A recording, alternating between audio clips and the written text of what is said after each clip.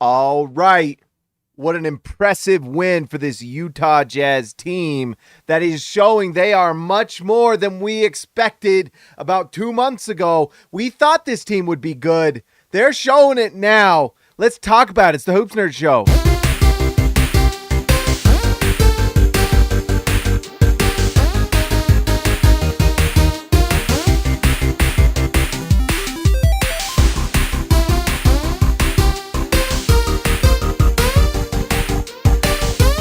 All right, before we get into this, let's just give a shout out to our sponsor, Prize Picks. Guys, go to prizepicks.com. Use promo code HoopsNerd. If you haven't already, go do it. You will enjoy it. If you bet the over on Chris Dunn assists, that would have been a smart thing because he had 13 tonight. These are things you can do during, right before the game. Go do your homework, and then you have something more to look for during the game. It's a lot of fun.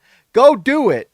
I know I enjoy it. I don't know how good I am at it, but I certainly enjoy it. Anyways, go to prizepicks.com. It supports the channel. I would really appreciate it. All right, guys. That is now, the Jazz have won 8 of their last 10, I believe. Let's bring this down and shrink my ugly mug. All right, let's shrink me and let's just talk about this. This is a big win for the Utah Jazz, and I know that Damian Lillard didn't play in this one, so it was actually a harder game to play. No, just kidding. But there is an element of the Bucks being a better defensive team without Damian Lillard.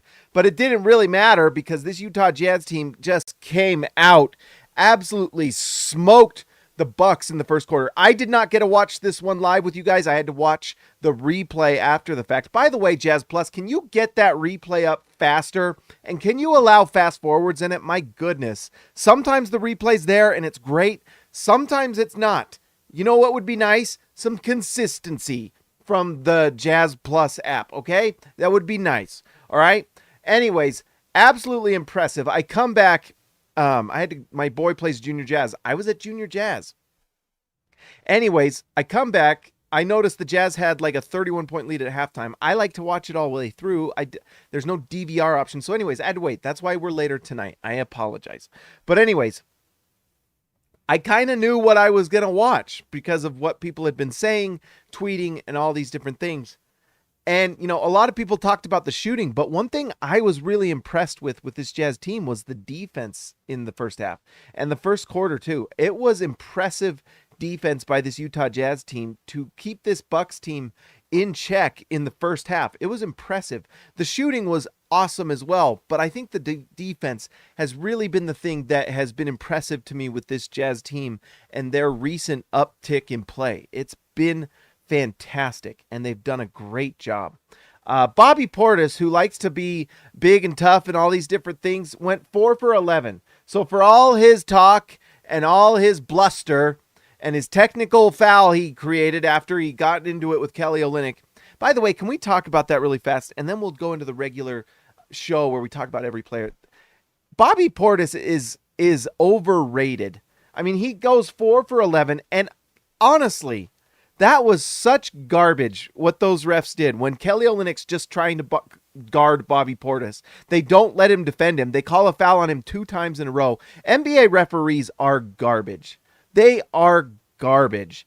To not allow Kelly Olynyk to defend is ridiculous. And so they had to make up another call after they go to break and call a technical on Bobby Portis. That was a joke.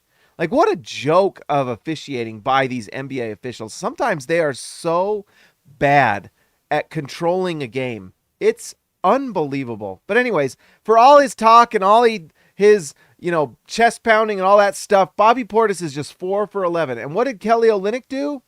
Oh, Kelly Olynyk was, 4 for 6, 2 for 2 from 3, 3 for 4 from the free throw line, 6 rebounds, 3 assists, 13 points. He was good. Bobby Portis wasn't. And you know who was better than Bobby Portis? And I hope Steve Kerr is watching this. Steve Kerr, the absolute genius, because he inherited the 2 best shooters in the history of the league and one of the best defenders of this generation. And somehow Steve Kerr's the genius because he decided to pass the ball to Steph Curry and Klay Thompson from Draymond Green because Draymond couldn't shoot. And he's, Steve Kerr, the absolute genius of the century, makes Einstein look dumb because he decided that he wanted the ball to get past to Steph Curry.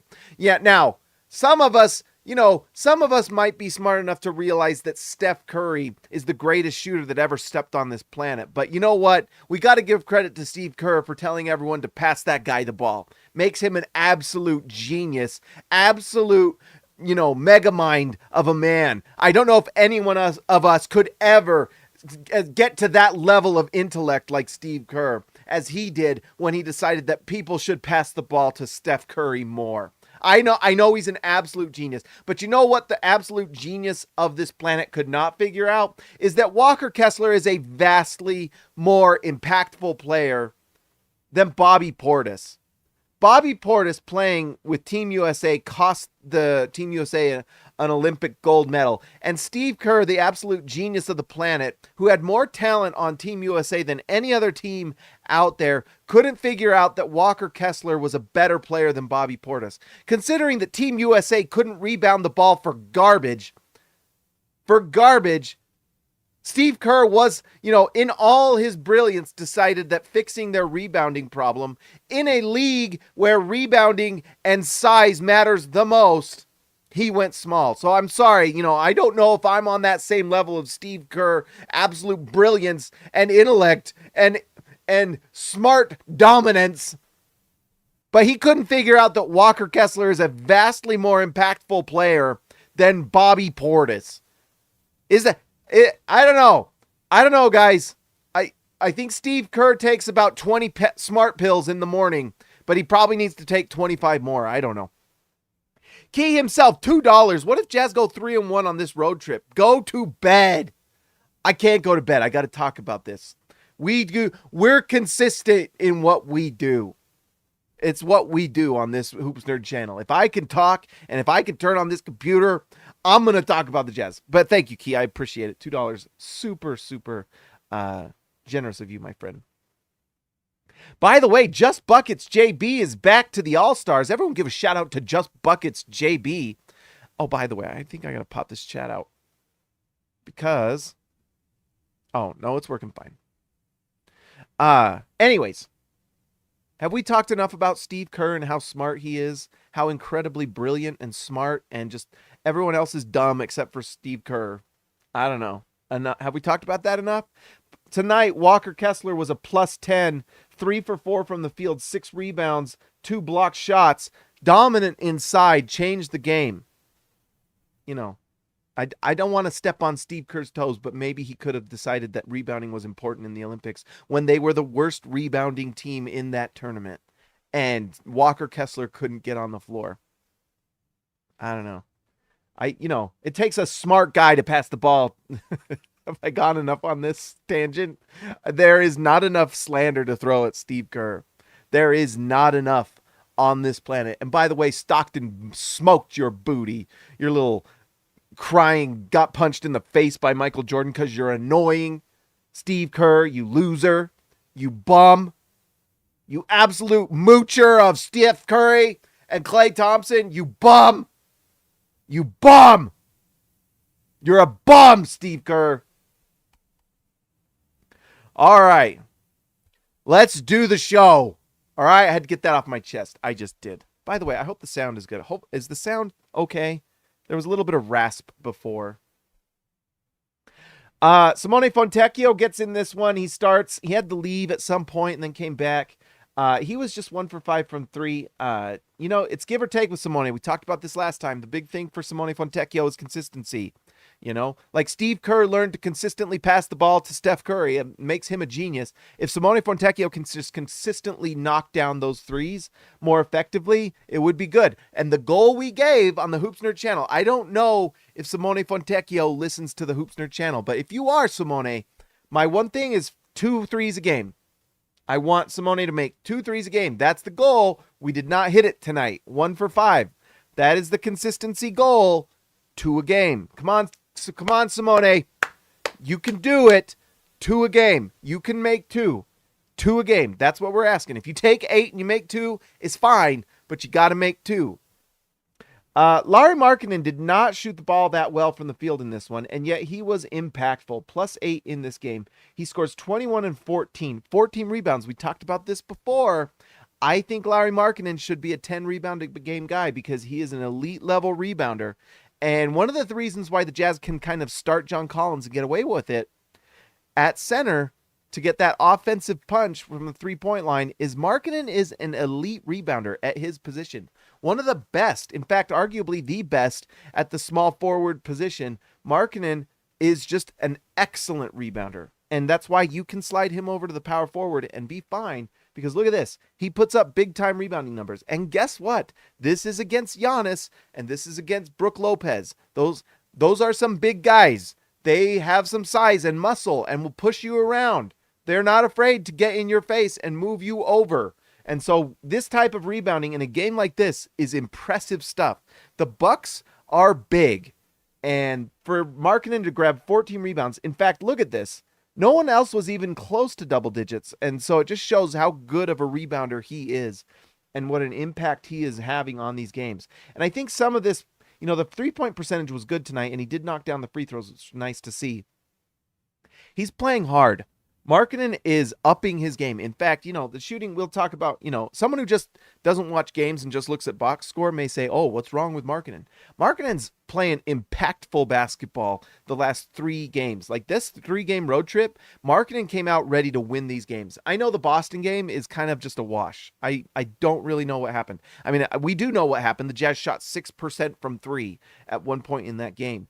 But Markkanen has come into this, the Miami game that they won. They beat the Sixers, and I know they didn't have Embiid and Tobias Harris, but they went in, and this game tonight, he went into this and said, we're going to play hard, and that's what he's doing. It's impressive to see. He's taken his game to another level quietly evolving into another level of Jazz Pikachu, the Markkanen becoming Super Markkanen, or I don't know. How does Pokemon work? I don't know. John Collins continues to start, and it continues to work. Whether he's off the bench or starting, I don't know if you're going to really change things right now. The Jazz are winning basketball games. And one thing we know about Will Hardy is he's going to go with what works. Until it breaks, until someone else makes it so incredibly obvious you need to change it. Kind of like Keyonte George did at the beginning of the year before he got injured, that they needed to put him in the starting lineup. Chris Dunn starting with John Collins at the center is working. It's working. And then Markkanen has come in. I think this has built back, or not Markkanen, Walker Kessler has come in off the bench. And I do think that it has improved his confidence. He is getting that back. He's getting that swagger back. Eventually, Walker Kessler will start again. And if he doesn't, does it really matter? The Jazz are winning games. I did a video yesterday. Go check it out. It's the first produced video I've done in a little bit, and I'm happy because I'm going to start trying to get more and more of those up. But the Jazz can make a ton of trades this deadline. They also don't have to trade anybody. They can just keep things going. If they want to convey the pick and they want to make the playoffs and they're happy with this lineup that they're running, they don't have to trade anybody. I do think they'll probably move somebody, but they don't have to. There's nothing out there saying the Jazz have to make a trade. They don't. They probably will, but they don't have to. And right now they're winning. And if the most important thing for the Jazz is to convey that pick, which certainly seems like the number one goal this year, do you really have to make a trade? I mean, I would like to see more time for Keyonte George to play because I think he has to defer to Jordan Clarkson a little too much. And I personally would like to see Taylor Hendricks get minutes to develop. But you know what? They will get those minutes eventually. Hendricks is getting minutes with the Stars, and Keyonte is playing awesome off the bench. We're going to talk about Keyonte tonight. He was freaking awesome. Isikli Raisibe, the man from down under, $7.99 Australian dollars. Thank you so much, my friend. Didn't let me donate $9, but imagine I did. Here's $9 for Steve Kerr's 9 championship. Steve Kerr ain't won anything without one of the best players on the planet, all right? How many rings does Steve Kerr have if he doesn't have Kevin Durant and Michael Jordan and Scottie Pippen and Steph Curry and Klay Thompson and Draymond Green? Come on now. Has there ever been a guy that has rode the coattails more than Steve Kerr? I don't know.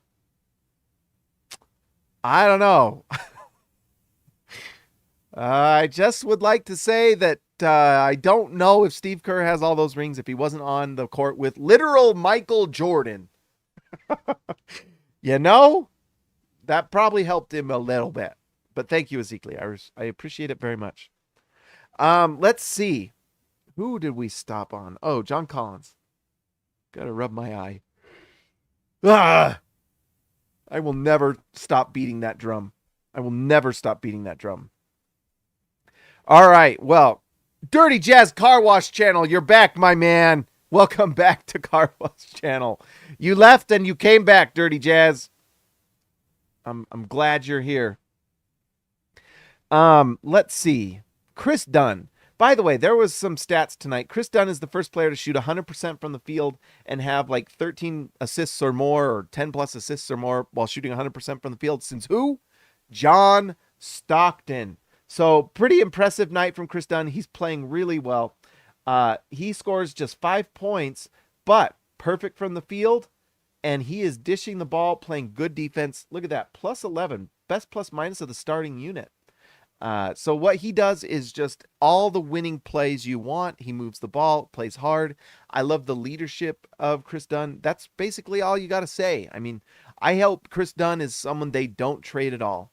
I really don't. I think, honestly, he might be untouchable for this Jazz team because of the culture, the effort, the leadership. He plays hard, plays the right way, makes the right plays. You know, he's just the type of guy you want in your basketball team for forever.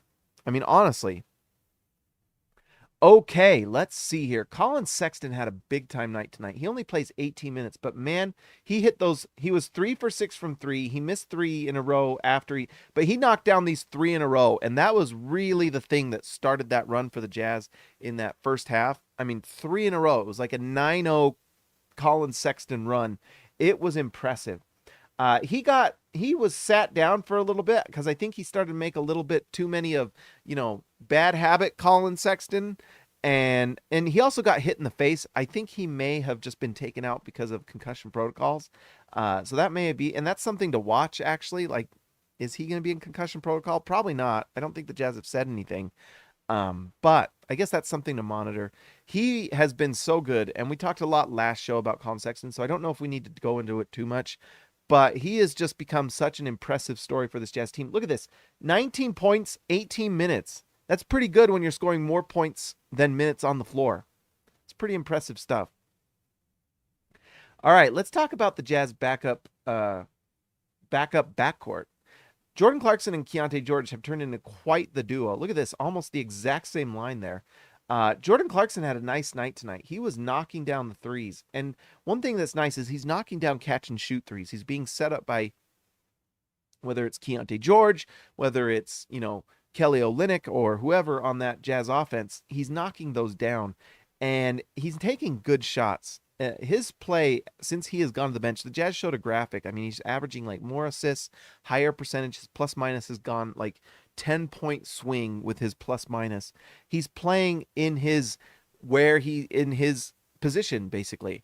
Sometimes when you're playing out of position, whether it's basketball, football, whatever, it takes time to learn that different position, and sometimes it just never really works.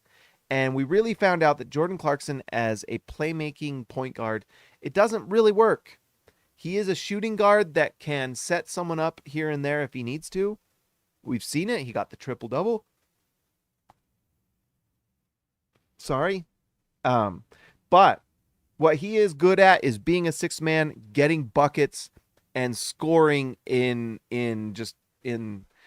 bunches. And he has been awesome since he has gone to that six-man role again, and I think he probably feels good about it. It's just working. It's why he won Sixth Man of the Year. He's honestly, there's going to come a point if he keeps doing this where he might get in the running for the Sixth Man of the Year. I don't know who else is going to take that from him. You look at Boston, they're, Peyton Pritchard, is he going to take it? I don't know.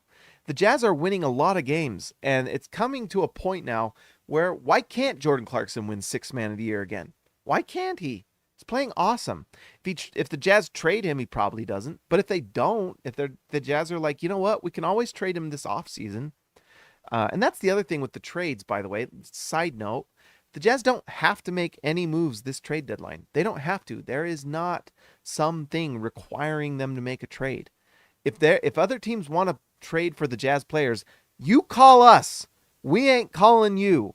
You know, someone in one of the replies to one of my videos gave me a trade for Collin Sexton that was like a bunch of bad players and a second round pick. It's like, no, no. If you want Collin Sexton, you're going to have to give at least a first and a good one. And you're going to need matching salary. You know, so you're either giving the Jazz a nice expiring contract that can remove Jordan Clarkson's, you know, contract or Collin Sexton's contract. Plus, I want a good first round pick, my friend. Or you're not getting them. And by the way, I don't think the Jazz are really all that interested in getting picks in this draft. It's just not a very good draft. You know, there's some guys I like. If the Jazz got lucky and won the draft, I'd go think about like Castle or whatever his name, Stephon Castle. I kind of like him. You know, there's some guys that, you know, I kind of like, but there's no one where you're like, man, I really want that guy. You know, you can always get like, it's just not that good of a draft. There's going to be some rotation players, and I'm sure there'll be a guy in this draft that just absolutely blows everyone away, because that's kind of what happens every draft. But for the most part, there's not a lot of guys you're expecting it like last year's draft. There's just not. So the Jazz don't have to make a trade. And if you want Jordan Clarkson, if you want Collin Sexton, if you want Kelly Olynyk, you call the Jazz, right? You can call us. We ain't losing any sleep, because guess what? We're winning basketball games. The goal is to get out of the lottery. I mean, at this point, the Jazz are looking like a legitimate playoff team. You call me. I'm not calling you. All right? And I may leave your text on red. Okay? Anyways, Jordan Clarkson, why can't he win Sixth Man of the Year? Why can't Will Hardy win Coach of the Year? If the Jazz make the playoffs or get like a decent seed after how they started, I mean, are you kidding? Why not? Why not? I mean, Chris Finch is probably going to be up there. Ime Udoka with the Houston Rockets is doing a great job, and that team is playing great. But you know what? Why, you know, Houston is only a game and a half ahead of Utah. Why is Ime Udoka immediately better than Will Hardy? Will Hardy's doing great. The Jazz have a great head coach. The Jazz have a great sixth man, and the Jazz have great young talent, and the Jazz have an all-star caliber guy in Lauri Markkanen. They need to get one more guy. I'm not going to lie. You know how I know I'm a weirdo hoops nerd? While I was making the thumbnail for this video, I watched a Cooper Flag video. I just like watching Cooper Flag and dreaming of it, okay? That's just what I like to do in my free time, is watch Cooper Flag and dream my little dreams and sleep my little sleeps. And you know what? If we get Cooper Flag and we do our live draft show and he's on the Jazz, I will literally start crying. I'll just weep like a little baby on the channel if it happens. Like a little baby. I will cry and I will cry. Even now I'm getting emotional just thinking about what that would feel like. It would be cool. All right. Anyways, that's something for next year, and it's going to be fun to watch. But let's talk about our current really impressive rookie. There's some things that need to be said. And we've gone 23. I don't know how long we're going to go tonight, but I got things to say. Keyonte George is incredible. Keyonte George has it. I was listening to someone, I can't remember who it was. I think it was JJ Redick. It was a former NBA player. It might have been someone else. They were talking about just how taxing it is when you're playing point guard in the NBA to just dribble the ball up and initiate the offense, and doing that every single play. It is tiring.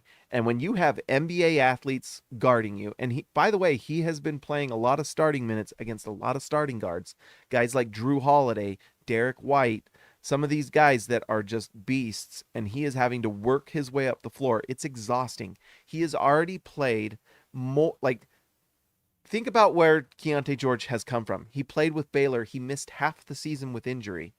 He has already played more games with this Utah Jazz team than a full college season, and he didn't even play a full college season because he was injured. He hurt his ankle. You know, he missed like how many games with this Jazz team? He's missed. Let's just look at it. Let's go look at Keyonte. Only Keyonte in history, baby. But anyways, so this season he has played. He's only missed 6 games. He has played in every single game this season, except for that one where we were scared that he might have gotten a real serious injury. And he is playing big time minutes. Like he's not. I mean, he plays 12 minutes here, but for the most part, Keyonte is playing upper 20s, lower 30s. You know, he's getting a little less time in these games. 16 minutes against Philadelphia, but they were trying to rest him. It's exhausting. It's absolutely exhausting what he is doing. And so the moral of what I'm trying to say is he's getting his sea legs back, right? He is starting to figure things out. Things are slowing down a little bit. And I think there's a point for all these rookies, especially rookie guards. Like that's why you got to give Scoot Henderson a break, because he hasn't even had a chance to play consistently. And now we're starting to see Scoot Henderson turning it around. Keyonte George is starting to have big time games the last 3-4 nights. He is knocking down the threes. He is assisting the ball. He quietly had 16 points in like 3-3 last game. Tonight, Keyonte goes 7 for 13 from the field, 4 for 9 from 3, 19 points, 6 rebounds, 4 assists. And I'm telling you right now, he was as important to this win tonight as anybody. You know, they get the big lead in the first quarter, and that's behind Collin Sexton knocking down threes. Who else was knocking down threes? John Collins hit a few, 3 for 7. Chris Dunn hit one, 4 for 10 for Lauri. But when the Milwaukee Bucks were coming back, and that game was getting a little hairy, and the crowd's going wild, hostile environment, everyone's screaming, you know, the refs are against you because they're giving fouls to Kelly Olynyk in favor of Bobby Portis. It's a wild environment, and who knocks down big-time shots? Keyonte George. He goes 4 for 9 from 3, 7 for 13, 19 points. He was a +7. It's big-time stuff, and he looks exhausted at times. Like, he honestly, like, sometimes when I'm picking these photos, I get to go through the Getty images, and half the photos of Keyonte tonight, he looks absolutely gassed. Like, honestly gassed. And he is playing, and he is giving effort. You know, the thing that I love about this kid, too, I mean, aside from the fact that he's just uber talented, he has got absolutely all the skill set you want. I mean, he is a skilled player. That's one thing you want to fill your team with. If you can fill your team with athletes and skill, and then, by the way, if you have an athlete with skill, that's where you get the absolute superstar. That's when things get absolutely bonkers. And that's what we got with Keyonte, is athlete skill. Let's see, Gabriel. I love that Keyonte plays with some swag. That was what I was going to say next. He's kind of got that leadership a little bit. You know, he's got the attitude you want on the floor. He is not afraid of these. I mean, that crowd was hostile tonight. That was playoff type stuff. They wanted that win. This Bucks team is on a backslide. They are not playing well. You know, Giannis makes the comments that everyone has to play better.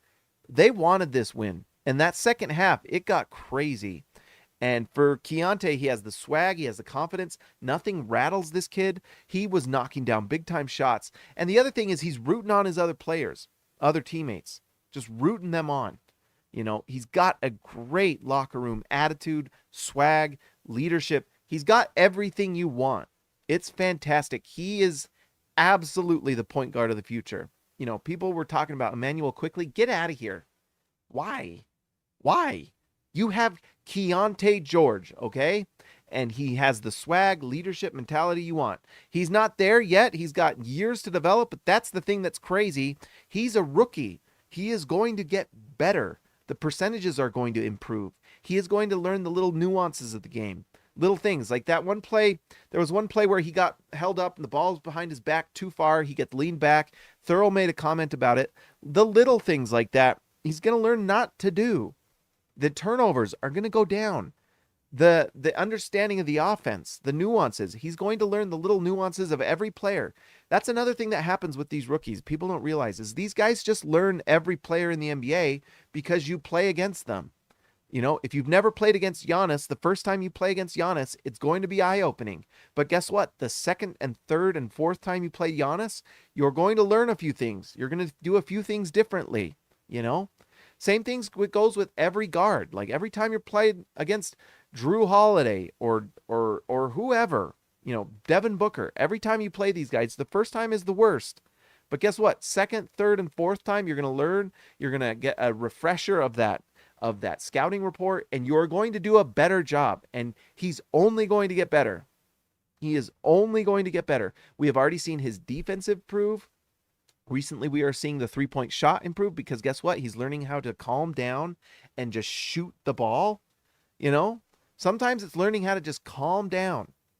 Everything is going 100 miles an hour. Colton Dodd, $4.99. Thank you, my friend. Mavs fan here. Colton Dodd, a donation from a Mavericks fan. Thank you so much.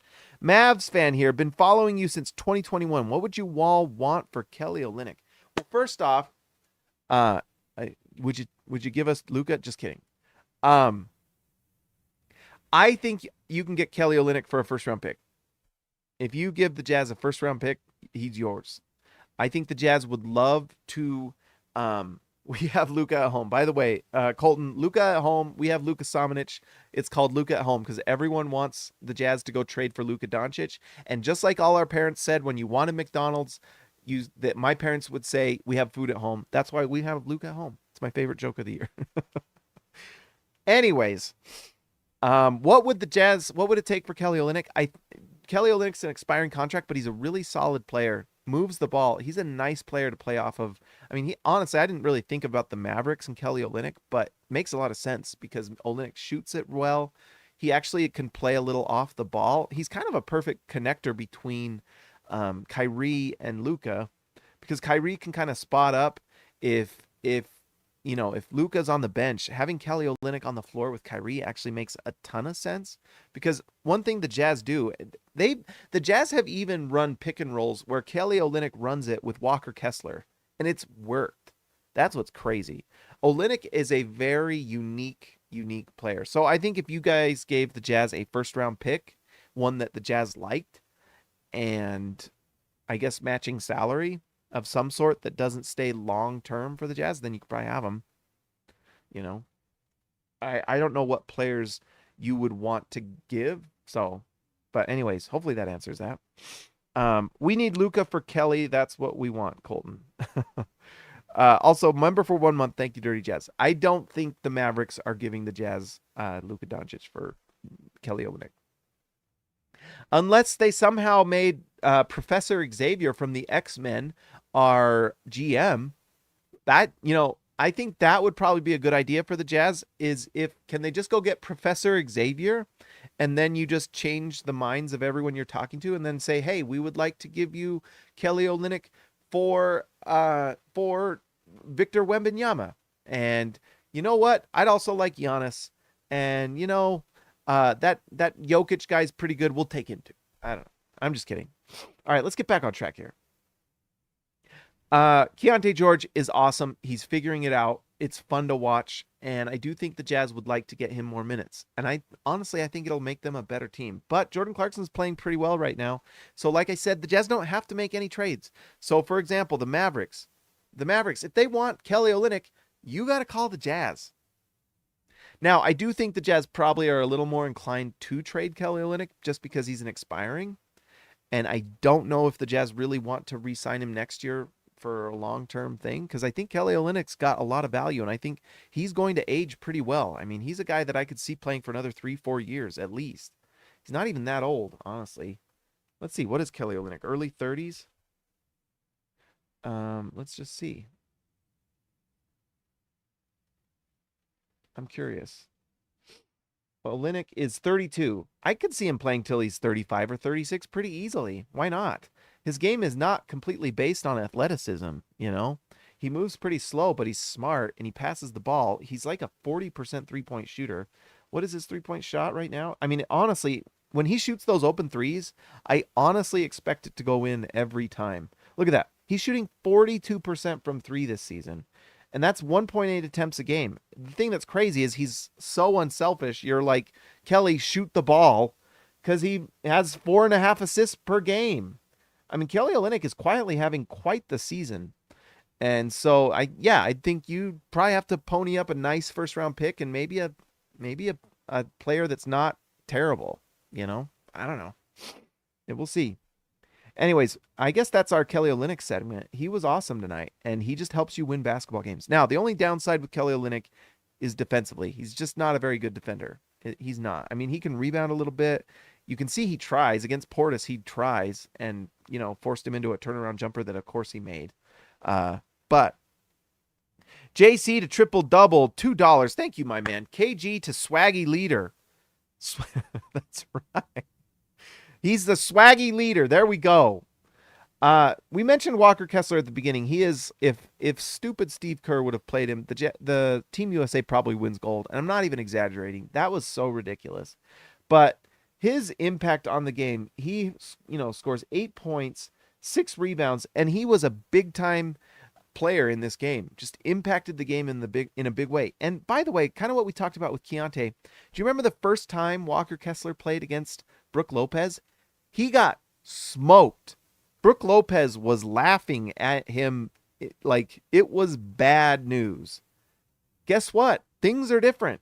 Why? He's played him 2 or 3 times, kind of knows how to do things, knows what to and what not to do. Brook Lopez is a big, strong dude who's really skilled. Like, people don't forget that he scored 20 a game in the post with Brooklyn, and now he's added the 3. He's big, strong, and skilled, and he's a defensive monster protecting the rim. And so, Walker Kessler played well tonight. And why? Well, he's played Brook Lopez 2 or 3 times. You figure things out, and that's the same thing that's going to happen with Keyonte George. He's going to have to just get those reps, get that time, and he's getting it. So it's pretty freaking cool. And to see him get this is monster stuff. In just 22 minutes, he scores 19 points, and he absolutely helped the Jazz win this game. It's awesome. To see a rookie impacting games like this is big-time stuff. He is the point guard of the future for sure. For sure. Anyways, Ochai Agbaji hit that one mid-range jumper. I don't know what's going on with Ochai Agbaji. I wish he was shooting the ball better. It's just not quite going perfectly. I would not be surprised if he's honestly on the trade block too. If, his value, I think he's going to get better, and you don't give up on players like him. And so, you just got to have patience, but it would be nice to see him doing this more often than not. And right now it's a lot of not. And so, and I know he's in a slump and all these different things. I don't know. Ochai is one of those guys where the idea of Ochai might be better than what's actually going on. And then he'll come out and have really nice games. But some of this thing that's going on with the Jazz is look at how many players played again. We've talked about this. 1, 2, 3, 4, 5, 6, 7, 8, 9, 10. 10-man rotation. It's just hard to get all these guys minutes. And that's why someone like Kelly Olynyk could be had. John Collins, they're trying to trade him. And that will shake up the lineup. I bet the Jazz will find something for him. The report from Woj that he said is that most trades are going to happen on trade deadline day. I don't think the Jazz don't have, I think honestly, you're going to be waiting till February 8th. And that's when the trades are going to happen because the Jazz don't have to make a trade. And honestly, I think the Jazz want to wait till February 8th. Can they run this score up? And by the way, that's how we're going to the end. Look at this. The Jazz are now at number 12. They have jumped the Golden State Warriors. Thanks, Steve Kerr. Woo! Bye. Don't let our dust get up your nose. But anyways, the Jazz are at 12 now. They will play the Denver Nuggets next. If they win that game, I'm going to go crazy. The fact that the Jazz on this road trip go 2 for 3 is so impressive. If they beat the Denver Nuggets too, oh my gosh. You know what, Denver? If you want to give Nikola Jokic the night off, I'm not going to be offended. Give him some PTO. Come on. Give him some rest. But anyways, Utah is now in the 12th spot, and they're going to continue to rise. The Lakers are 3-7 in their last 10. The Jazz are 8-2 in their last 10. The Jazz right now are up there with Denver and Boston in their last 10 games. And we know what happened with Boston, but things are going really well. And the point I'm trying to make here is that the Jazz probably want to keep rolling with these wins up until February 8th trade deadline, right? Why not? You're winning games. Keep going. If you're going to try to get more minutes for maybe Taylor Hendricks, Maybe after trade deadline you do that when some teams may start, throwing it in. I mean, one thing that happened tonight, Memphis lost Ja Morant for the season. He is going to have season-ending surgery. They are not going to pass up the Jazz now. What a disastrous season for them. Uh, I don't know. I think the Jazz, it's smart for them to wait till February 8th. They don't need to, and unless someone starts calling them and gives them a crazy offer that they want Jordan Clarkson now, you say, well, okay, let me call around and see what else other people want, and you can trade him now. But the Jazz don't have to, and they can wait till February 8th, and that gives them even more leverage. Honestly, the Jazz have all the leverage at this point because they don't have to make a move. They have all these nice picks. I'm sure they'd like more nice picks. I would.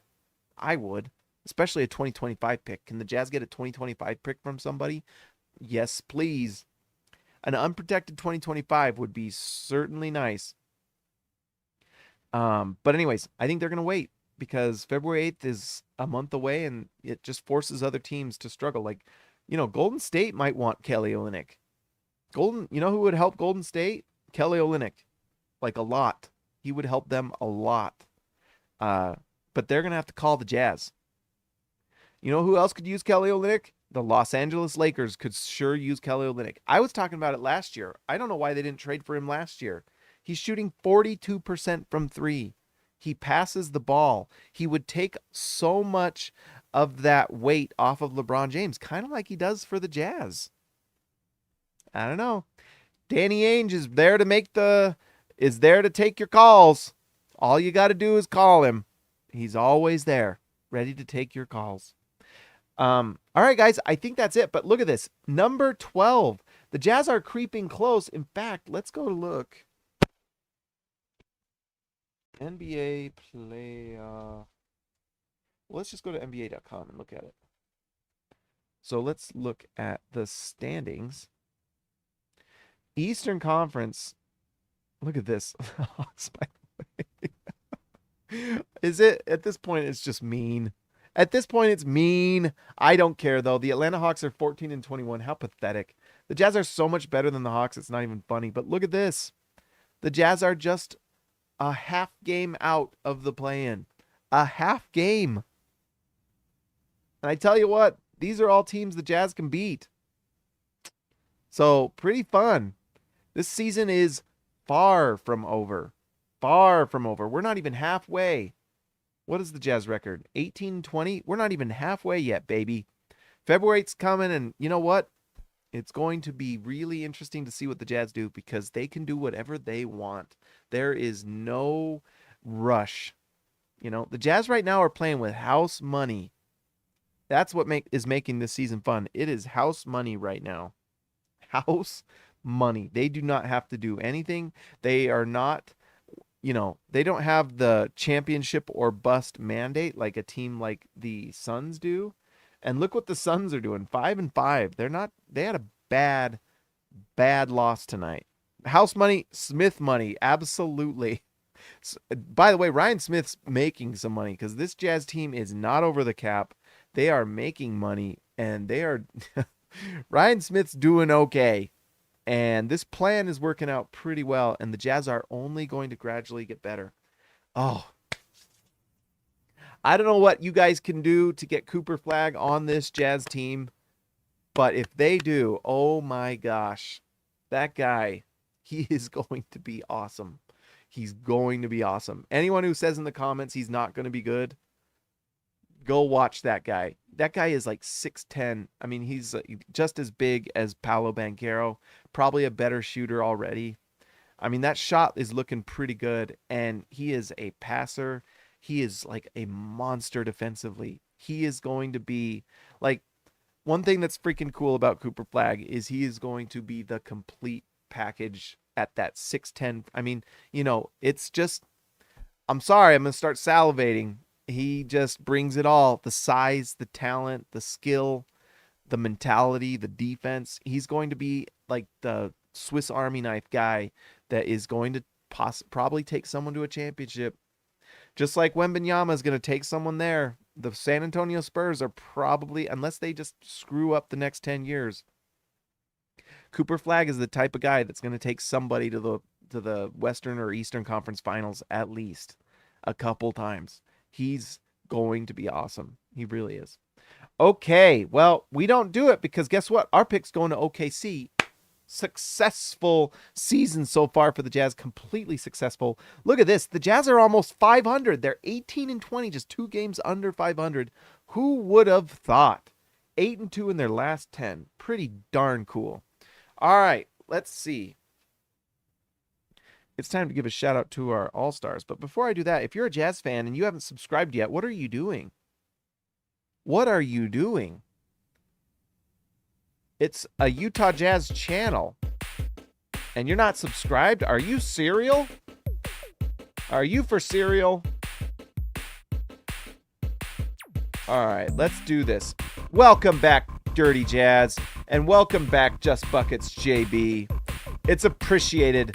I appreciate all of you, though. Thank you for being a part of this channel. You guys are freaking awesome.